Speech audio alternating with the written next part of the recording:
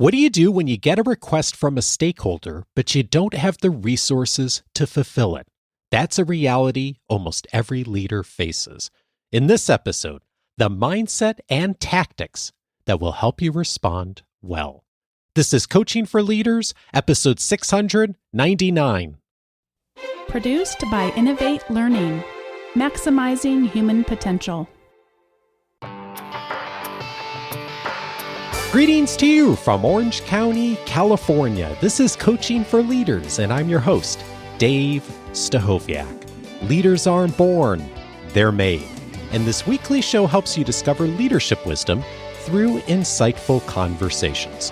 This is one of our Saturday casts. A few times a year, I air an episode here on a Saturday with one of our members. The next regular episode's still coming on Monday, so this is a bit of a bonus.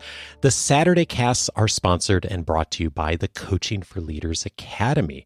You can discover more about the Academy and get an invitation for when we next open up applications by going over to coachingforleaders.com/academy.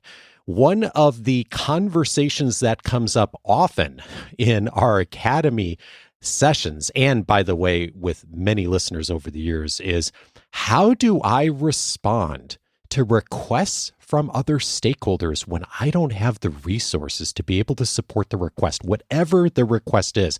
It is a reality of leadership that we all need to handle and navigate and sometimes struggle with. And that's why I'm so glad today that we have one of our members with us who's really become a leader in doing this well, and not only for herself, but for her team and helping us to navigate this effectively. I'm so pleased to introduce Laura West to you.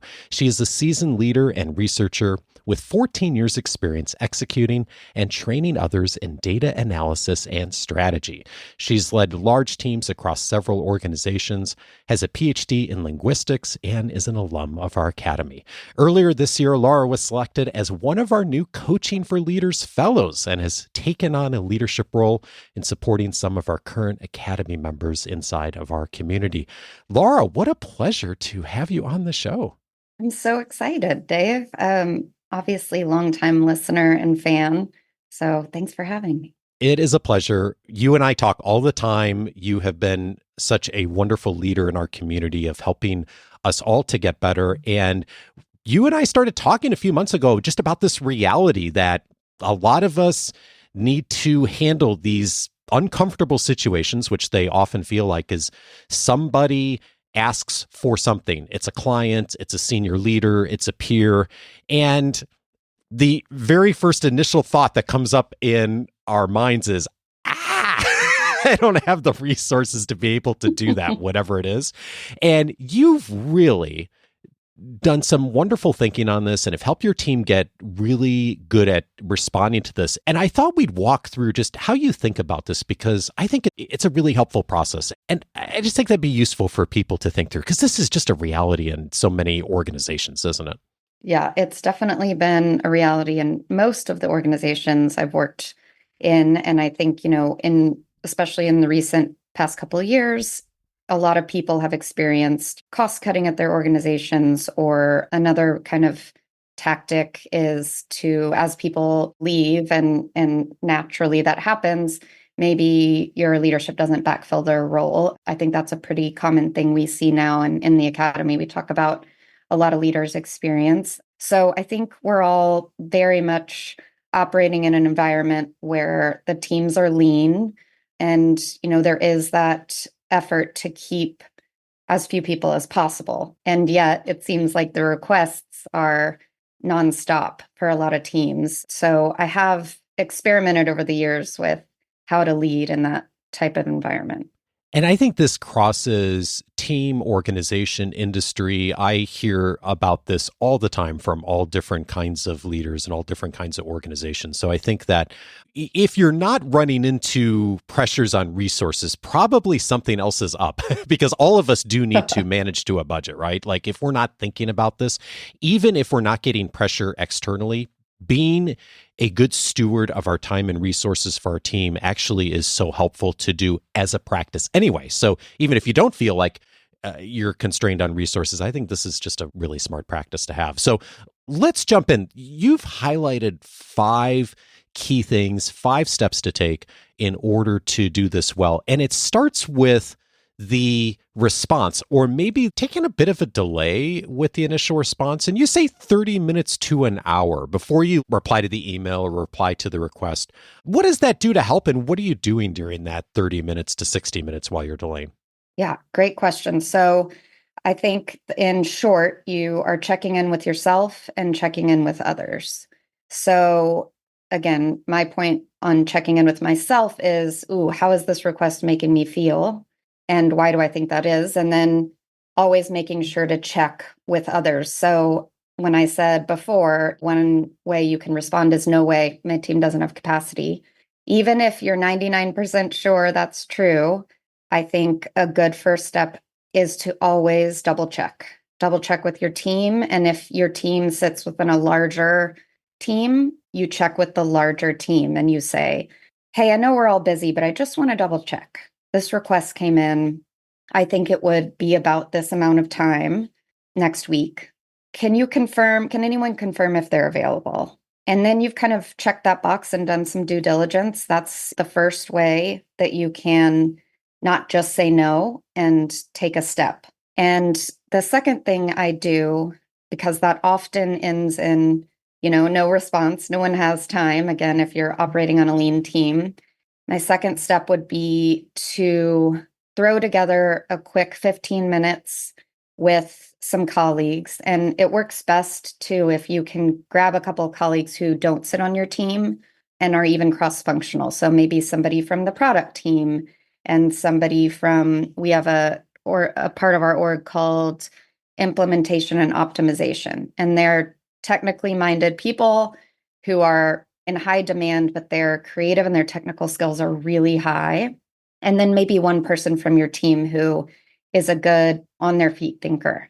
And you spend 15 minutes, tell them what the request is and say, any ideas how we might respond to this request in a helpful way that would not require any of us to work overtime.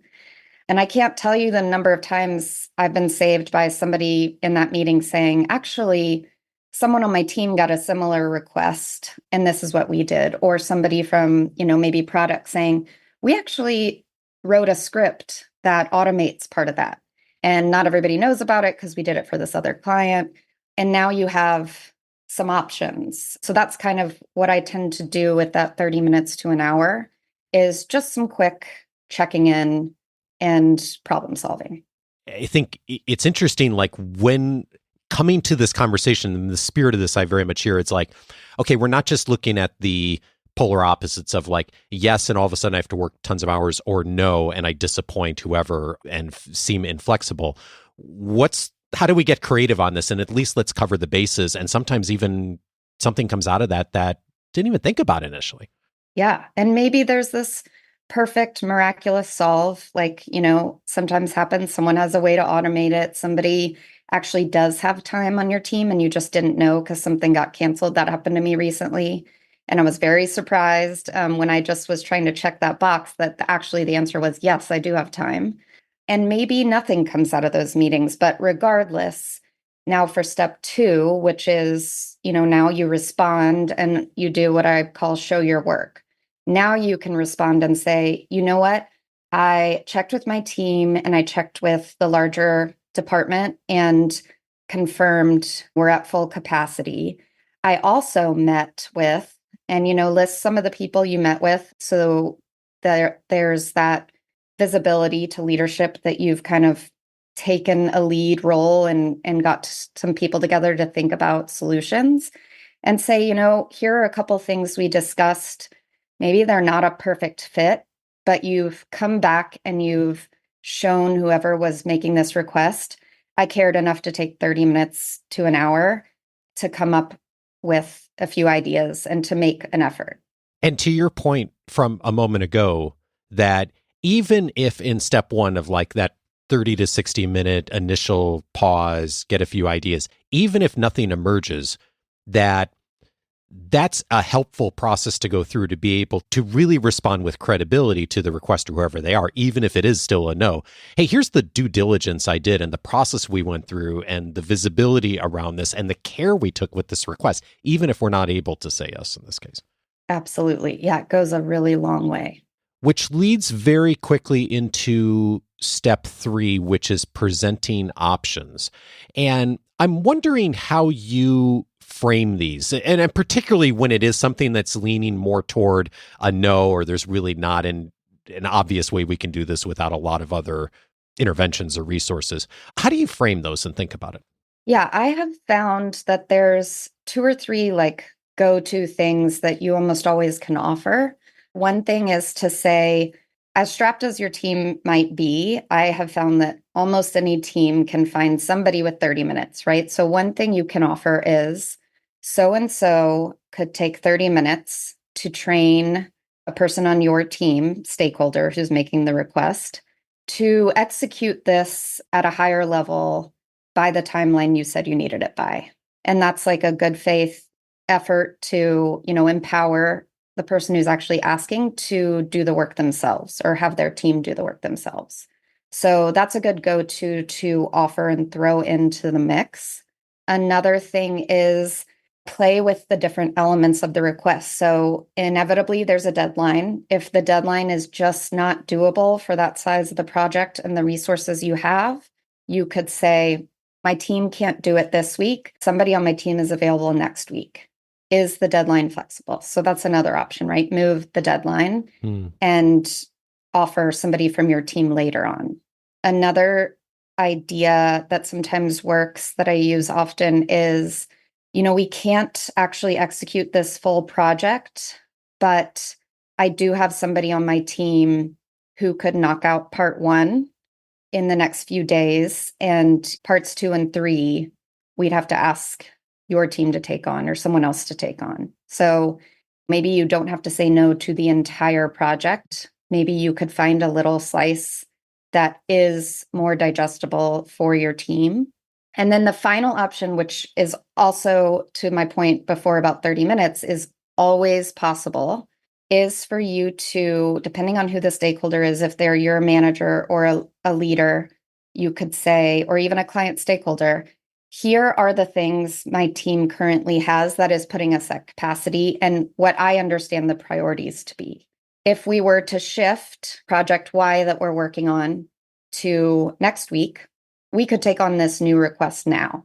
Just know that would move that timeline back a week for the other project. So play around with priorities. That's another one that works really well and is always an option for any team, right? Any leader could tell you, yes, I want you to focus the team here now. So those are some go-tos. When you share options like that and those 3 or 4 different ways of framing it, how do you find people tend to respond? I like that doing this a lot because it makes you seem like a really good partner. And what I've found in response is very few people are going to say, nope, unacceptable. I told you what I wanted. I'm insisting that you take this on in addition to all the priorities you just listed your team has. Nobody wants to be that person. I don't think I've ever had somebody respond saying, unacceptable, take on the full project anyway. So it really gets them in that problem solver mode as well. And sometimes just feeling like they have an option takes off that their probably sense of urgency and sometimes fear that they have a project that has to get done and they don't know how they're going to do it if they don't get help. And just having somebody take the time to lay out some options can really de-escalate that, all those emotions we can sometimes feel at work when we feel overwhelmed. You also invite us forth to be the data person. You say this is like one of your favorite parts. You're a data person by training. So what do you mean by being a data person?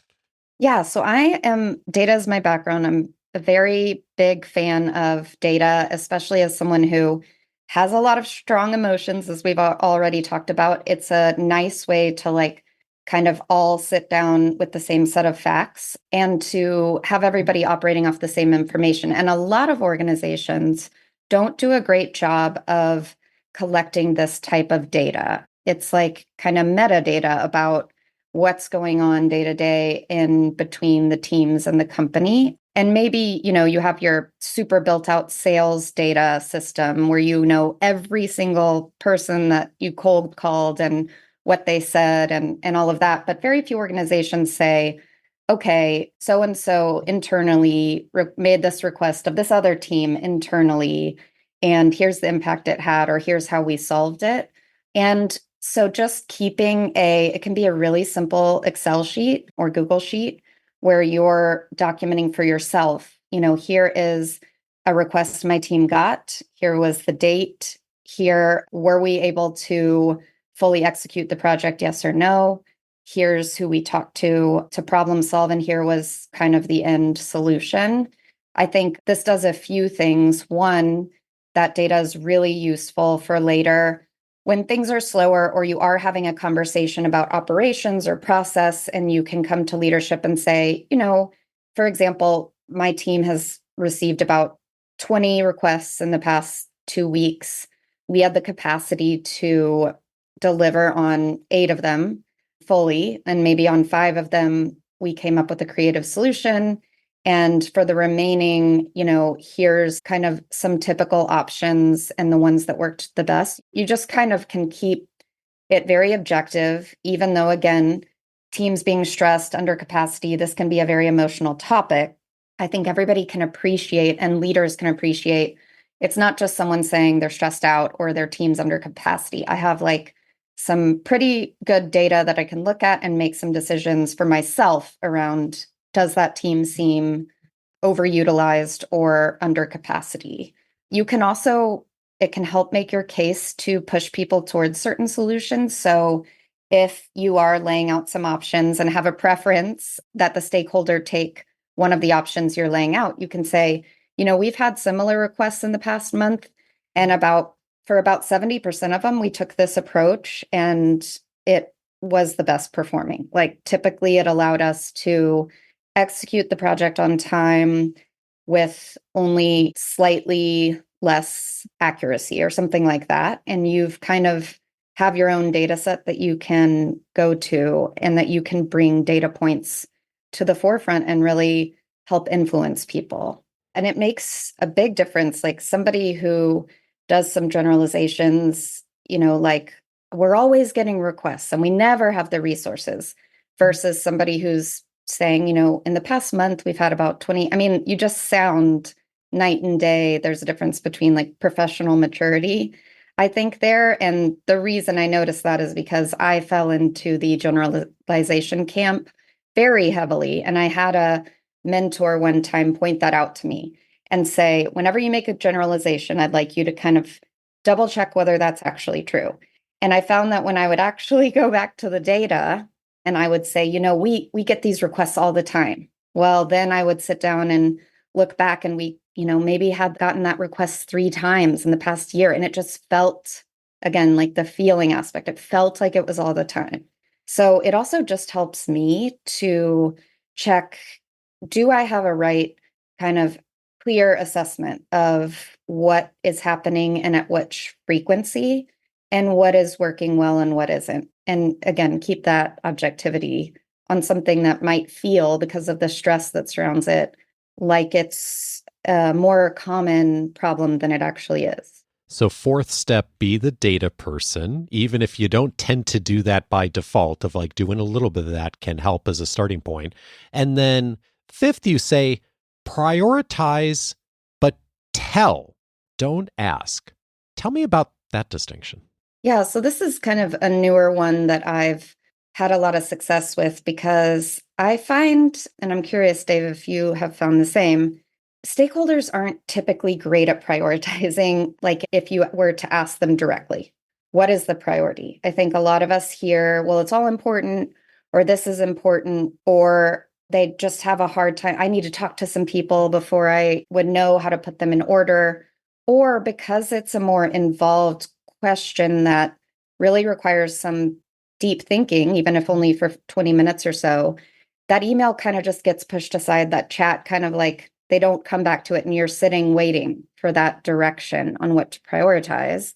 So what I like to do instead is do a little of the deep thinking first for 15 minutes, what I know about the business priorities, what I know about that stakeholder, and say, based on your priorities or your KPIs, our KPIs as a business this quarter, here's what I'm going to prioritize based on this recent request coming in. I'm going to keep going with projects A, B, and C that I told you are in flight. I'm going to go ahead and take 30 minutes, somebody on my team to train someone on your team.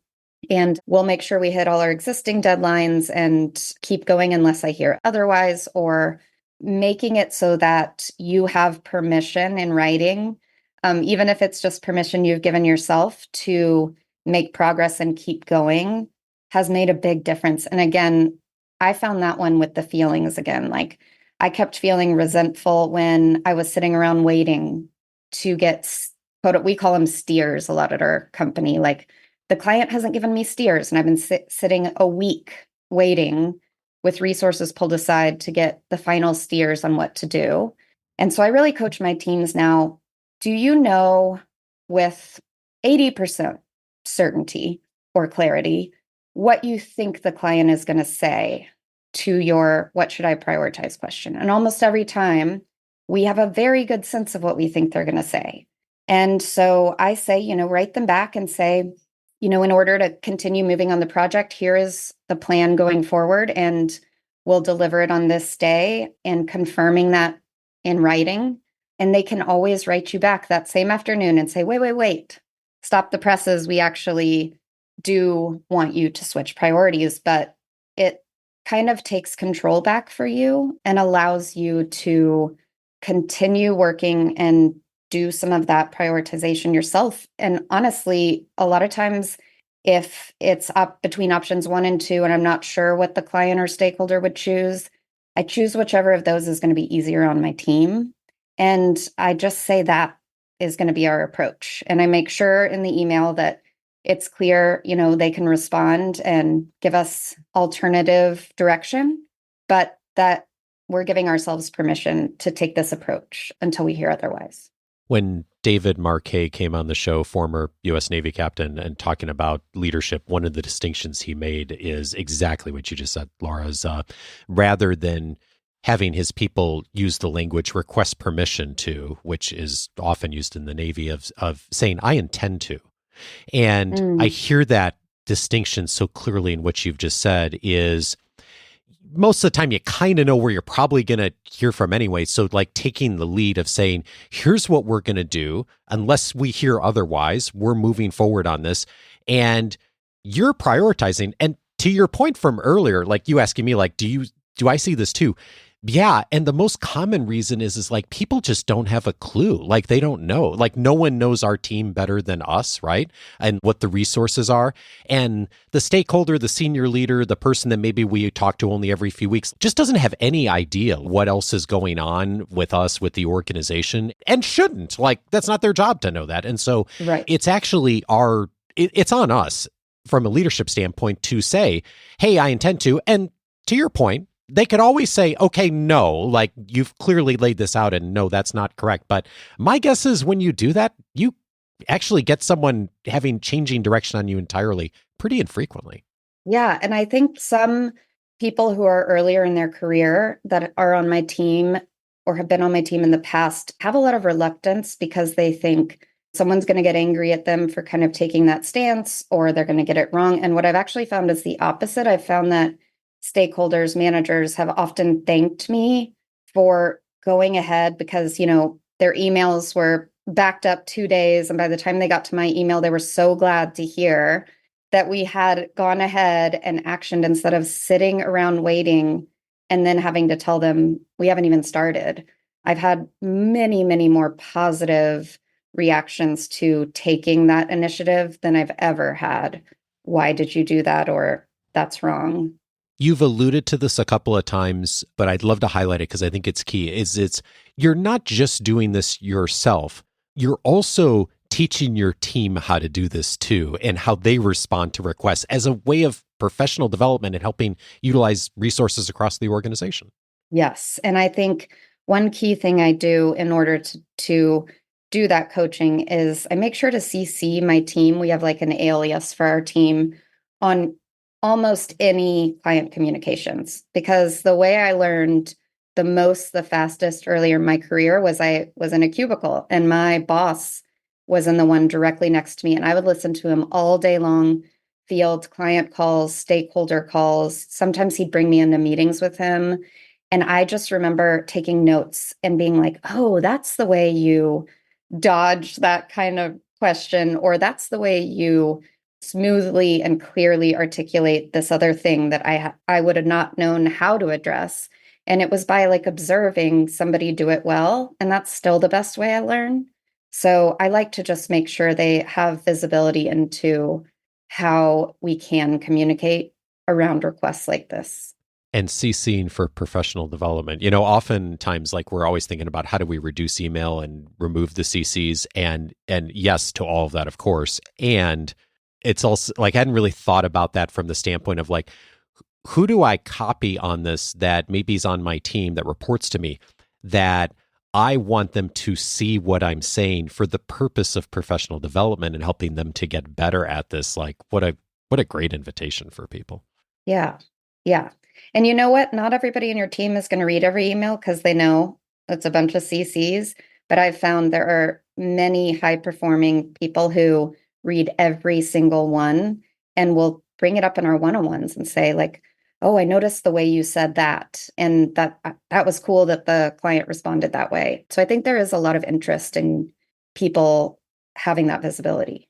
And speaking of visibility and email, you have also done a practice of a weekly recap, especially to some of the key stakeholders. And that's helped with this too, it sounds like. Yeah. And, I've managed bigger teams lately. I was managing a department of like 40 people. Now my team is more focused on a very strategic account. There's 10 people I oversee. And so often what can happen in those situations is your stakeholders can think, man, the team's so big. You have so many resources. Why does it always seem like you're always, quote unquote, at capacity? And I think I started doing this a few weeks ago in some ways in desperation to like, why is there that disconnect between like them thinking that maybe the team isn't being fully utilized and not, I assumed good intentions, right? That there was a disconnect and there was a gap, and that was part of my job to close that. And so I just started ending the week with an email to, in this case, the client saying, here, I just wanted to review and summarize for you all of the things the team worked on this week and the progress we made on certain initiatives. And that list always is just a bunch of bullet points in just phrases, right? I don't spend an hour crafting the email. And it always tends to be pretty long and even surprise me, all the stuff that was moved forward or going on in the background.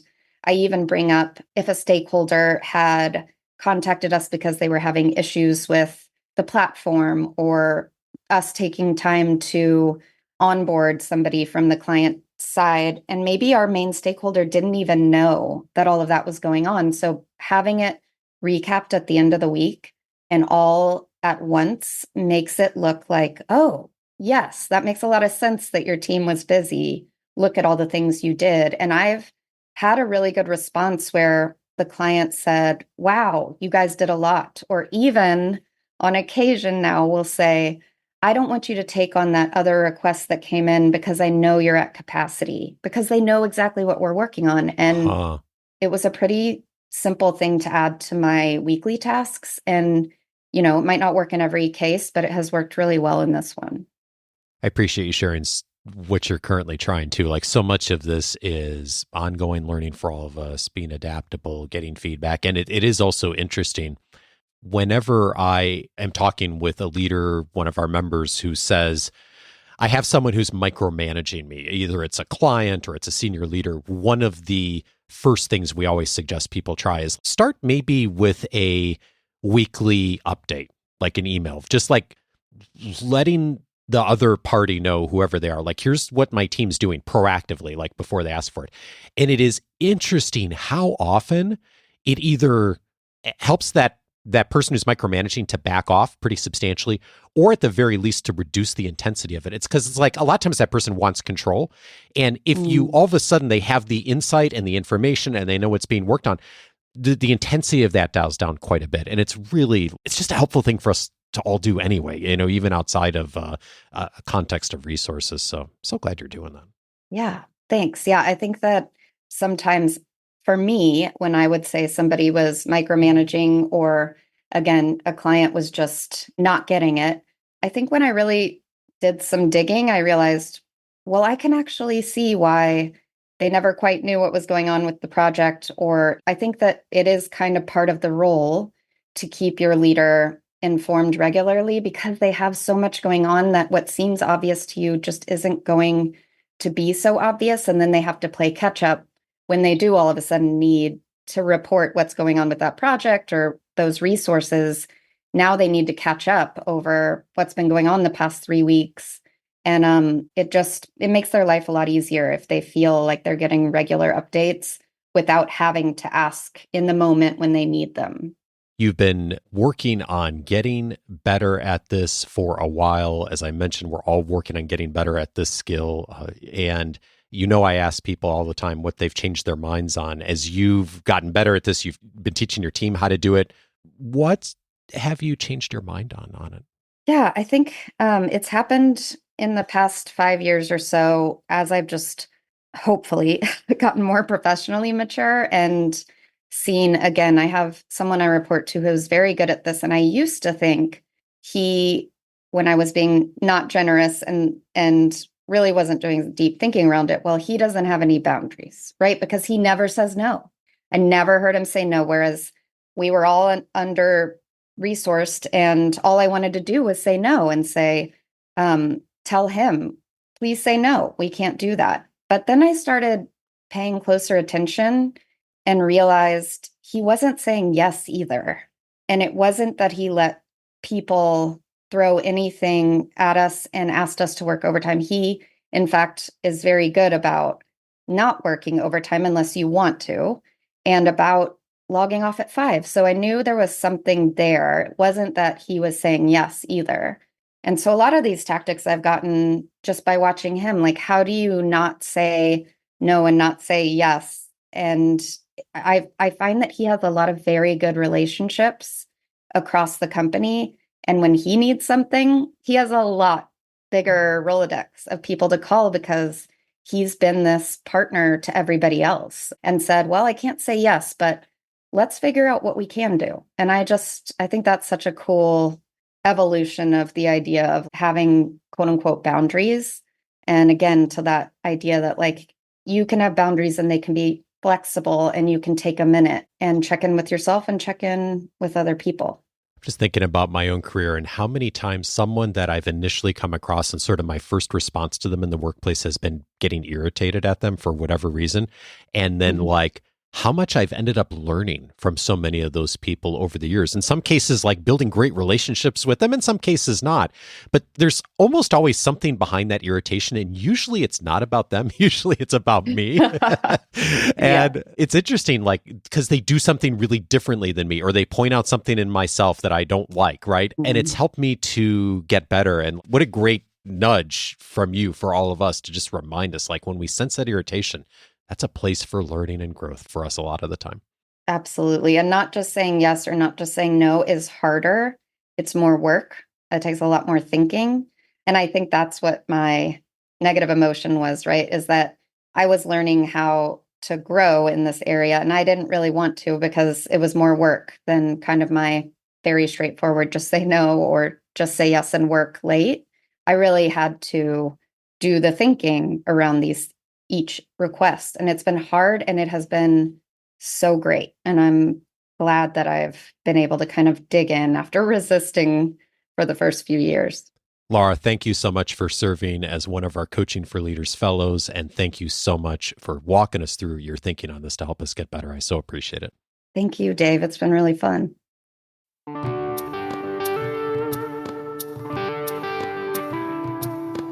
If this conversation was helpful to you, 3 related episodes I'd recommend. One of them is episode 241, The Way to Turn Followers into Leaders. David Marquet was my guest on that episode, former U.S. Navy captain and author of Turn the Ship Around. He tells the story of taking command of the USS Santa Fe, and at the time, one of the worst performing ships in our Navy, and at the end of his command, one of the best performing ships in the Navy. He talks about what did him and his crew learn about each other and the language they use. And one of the phrases they learned is, I intend to, rather than having to request permission for everything. He talked about empowering sailors to be able to move forward and communicate well. And most importantly, have ownership. Episode 241, a great framework for how to really provide ownership to the people inside of an organization.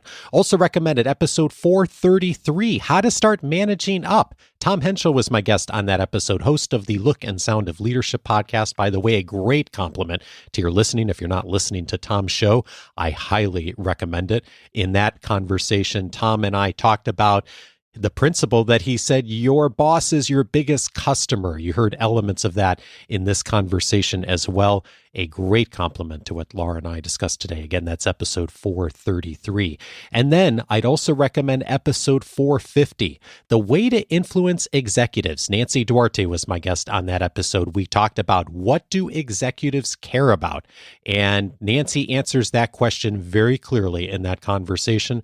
The frameworks that executives care about, the levers, and most importantly, how do you frame your communications in a way that are likely to be able to influence them given the reality of all the things that they're dealing with, facing, and thinking about. Episode 450 for a framework for that. All of those episodes you can find on the coachingforleaders.com website. I'm inviting you today to set up your free membership at coachingforleaders.com. When you do, it's going to give you access to a whole suite of benefits. The weekly leadership guide that comes to you on email each week with resources, links, all the recommendations that I just mentioned each week to you, along with things that I'm finding that I think will be helpful to you, but a whole bunch more. The audio courses inside of the free membership, my own personal library, and normally the interview notes for every episode. I say normally because I'm actually not including those today. Laura wrote up several pages of documentation on everything we talked about in this conversation. It is way better than anything I could have taken notes on. And so I'm including her notes inside of the episode notes for your access. It's listed under responding to stakeholder requests on the episode notes. Be sure to download that. It'll also be in the weekly leadership guide. Thank you so much, Laura, for continuing to provide your expertise to us. And maybe you're looking for a bit more. You know, the reality is that leadership gets harder at inflection points, whether it is a promotion, a different organization, a new team, a big initiative. These are the inflection points that we all run into in our careers. And it often brings up the reality. What worked yesterday doesn't work today. It's no accident that Marshall Goldsmith's best-selling book is called What Got You Here Won't Get You There. And it's one of the reasons that we get together in community to support each other. It's doable to get through those inflection points alone, but it's way more successful with support. The Coaching for Leaders Academy provides the community and structure to accelerate your movement on the behaviors that are most critical right now. If you'd like to find out more about when applications are next open for our academy, go over to coachingforleaders.com/academy. You'll see an opportunity there to be reminded when our applications next open. Coaching for Leaders is edited by Andrew Kroger. Production support is provided by Sierra Priest. On Monday, I'm glad to be back with you and welcoming Andrew Cooper to the show. We're going to be talking about the 3 people who will help you grow. Join me for that conversation on Monday, and I hope you have a great weekend.